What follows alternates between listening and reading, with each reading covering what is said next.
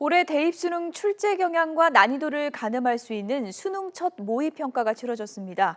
어려웠던 지난해 수능과 비슷하게 출제돼서 수험생들은 생각보다 어려웠다는 반응이었습니다. 김지영 기자입니다.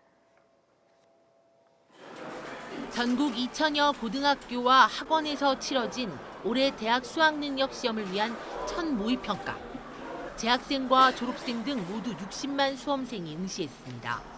관심도 높아 시험이 끝난 시간 전후 실시간 검색어 1위를 차지하기도 했습니다.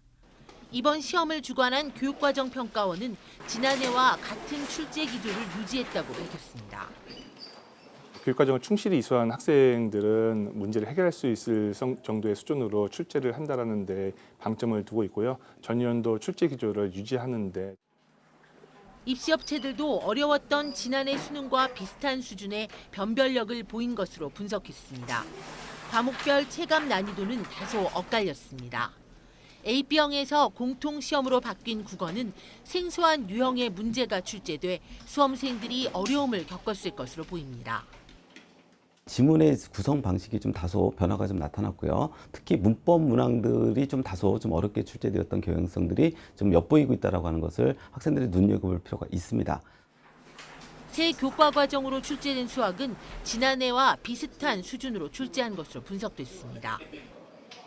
전년도에 문과 수학이 특히 어려웠는데 금년도에도 여전히 어렵게 출제된 것으로 수험생들은 반응이 나타나고 있고 3교시 영어도 지문은 어렵지 않았지만 답안을 선택하기가 까다로웠습니다.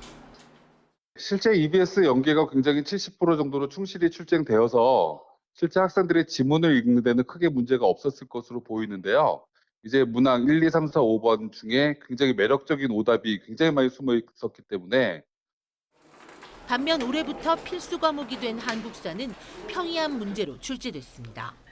이번 모의평가의 채점 결과는 오는 23일 수험생들에게 통보됩니다.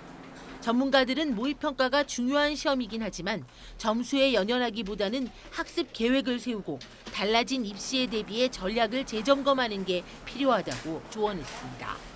YTN 김지영입니다.